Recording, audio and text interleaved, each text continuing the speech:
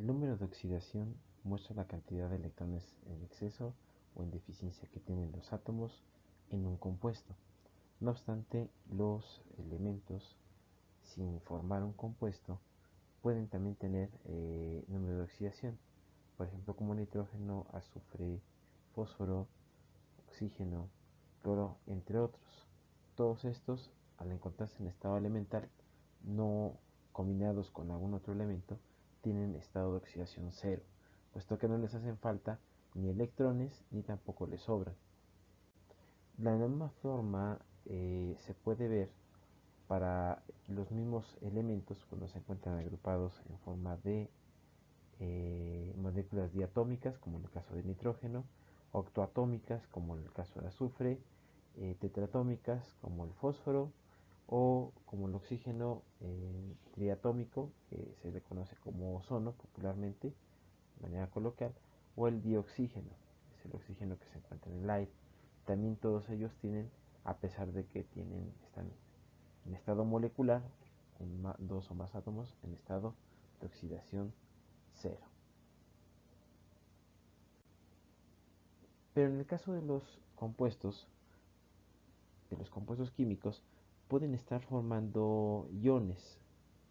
Los iones son moléculas, son átomos que se encuentran cargados o que tienen más bien un exceso de electrones, es decir, que tenga una carga negativa, o una deficiencia de electrones, es decir, con carga positiva. Dentro de esos iones se encuentran los cationes, los cuales por lo general van a ser átomos de elementos metálicos, pues tienden más a que les puedan robar electrones otro elemento. Una regla mnemotécnica es que para acordarnos quién es el catión y quién es el anión, en el caso de los cationes vemos que la letra T nos va a recordar a un signo positivo, como se menciona aquí en la diapositiva. Tenemos como ejemplos pues al ion fierro, 2 más, ion ferroso, al ion sodio, ion calcio 2 más, o ion calcio 2. Esto siempre tenemos que mencionarlos como ion, no podemos decir fierro 2, sino se tendría que decir de manera formal, sería ion fierro 2, ion sodio 1, ion calcio 2. También podemos tener al ion titanio 3. Por lo general, pues los cationes en los compuestos que son inorgánicos se escriben del lado izquierdo, en el caso de los cationes. En el caso de los aniones, se tienen que escribir del lado derecho. Y estos son elementos metálicos, no metálicos, que generalmente se comportan como aniones, como pueden ser el oxígeno, el flúor, el azufre, el nitrógeno, el cloro, el fósforo. Recordando las clases, cuando el azufre tiene carga negativa, entonces ya se convierte en un ion, ya no es azufre elemental, sino que es un ion. Y entonces en este se le puede conocer como ion sulfuro. En el caso del azufre sería ion sulfuro con la terminación uro. El ion con el nitrógeno sería el ion nitruro, como comentábamos en clase. Con cloro sería ion cloruro y con el fósforo sería ion fósforo. Casi todos los que se comportan como aniones por lo general son no metales. En algunos casos los no metales pueden llegar a tener número de oxidación positivo, pero por lo general es cuando se encuentran unidos a otro átomo, como por ejemplo el oxígeno.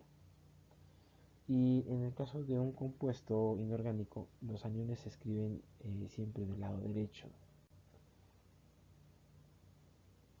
Otra cosa que faltó comentar es de que el ion cloro menos, que sería ion cloro 1 menos, se puede escribir de las dos formas que se exhiben aquí en el video y ambas son correctas, pero la más adecuada para simplificar sería la del lado izquierdo.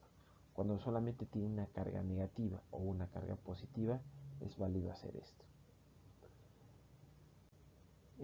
Para poder obtener el número de oxidación se necesita tener en cuenta que el compuesto es un compuesto químico, tiene que ser eléctricamente neutro, es decir, la suma de las cargas positivas, es decir, la de los cationes, y las negativas de los aniones tiene que ser igual a 0.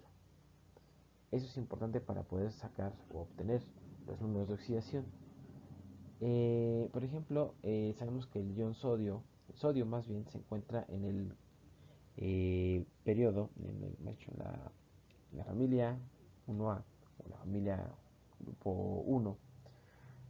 Y entonces el cloro tendría que estar funcionando con un número de oxidación de 1 menos para que se equilibren las cargas, y entonces la suma de los números de oxidación tendría que ser igual a 0, por lo que vemos que la estructura de la fórmula es correcta.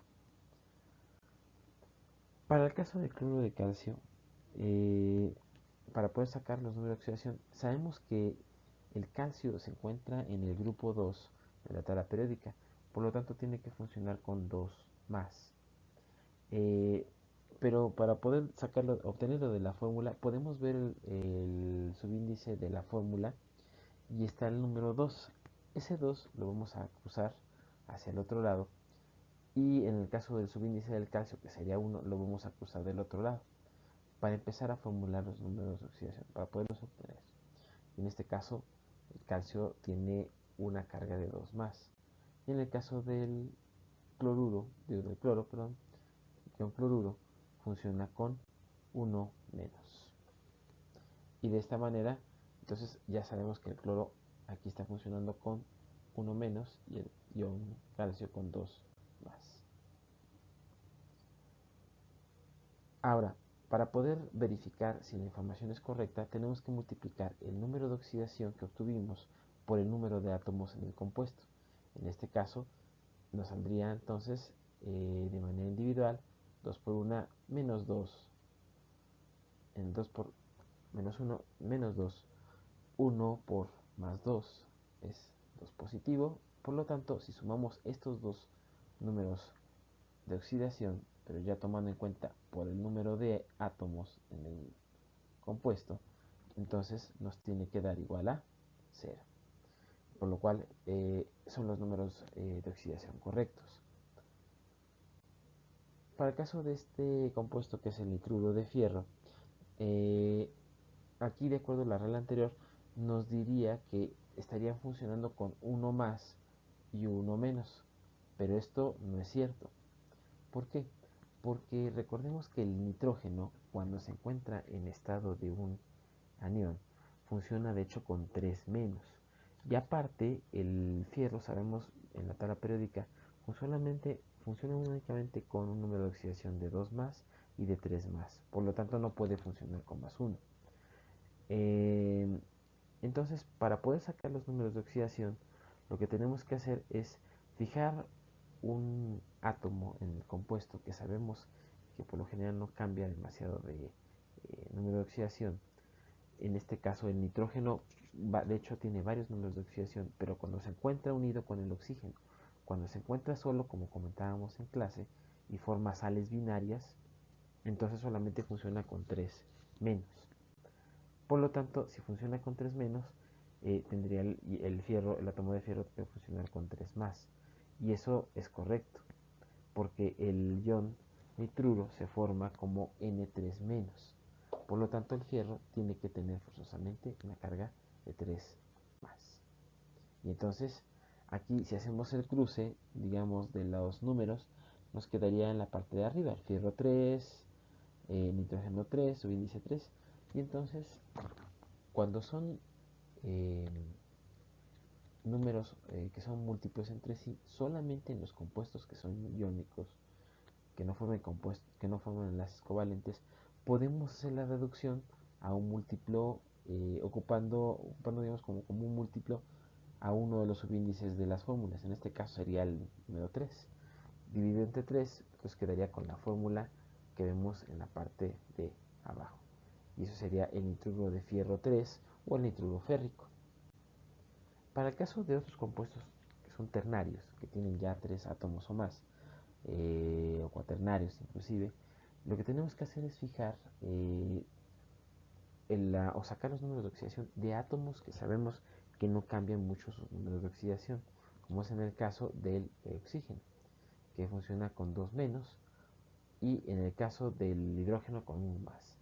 Multiplicamos entonces el número de átomos, que serían 4, por el número de oxidación del oxígeno, que sería -2, y tenemos -8 de carga total para el caso del oxígeno. Para el hidrógeno tendremos que multiplicar el número de átomos de hidrógeno por la carga individual del hidrógeno, que nos daría entonces un total de +2. Para que este compuesto, porque es un compuesto, el ácido sulfúrico, nos quede de manera neutra en las cargas, el azufre tiene que estar funcionando forzosamente con 6 más. Pero como tenemos un átomo de azufre, entonces de aquí llegamos a la deducción que trabaja con 6 más. Sumando los números de arriba, entre paréntesis, tenemos ya con las cargas totales, tenemos que es igual a 0. Por lo tanto, la escritura del ácido sulfúrico es correcta y aparte podemos conocer el estado de oxidación. Conocer el estado de oxidación de los elementos nos va a servir para hacer balanceo de ecuaciones de oxidorreducción, balanceo de ecuaciones por método de ion-electrón, etcétera, etcétera. Por ejemplo, aquí en el caso de estos ejercicios, ahora les toca a ustedes eh, resolverlos. Obtengan los números de oxidación. Les voy a pedir favor que pausen el video y resuelvan.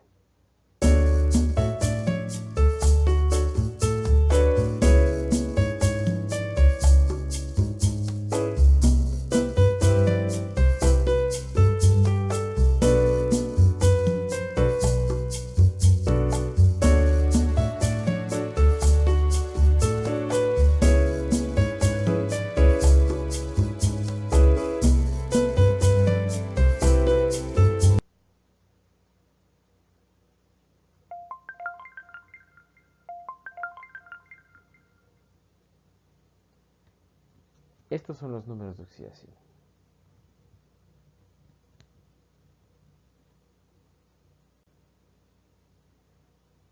Muy bien, por el momento sería todo. Les recuerdo que también hay una aplicación en Google Play que es YouTube Go. Si ustedes desean ver estos videos fuera de línea, pueden descargar la aplicación para poderlos ver fuera de línea desde la tienda de Google Play. Pues les agradezco mucho su atención y nos vemos en el próximo video. Gracias.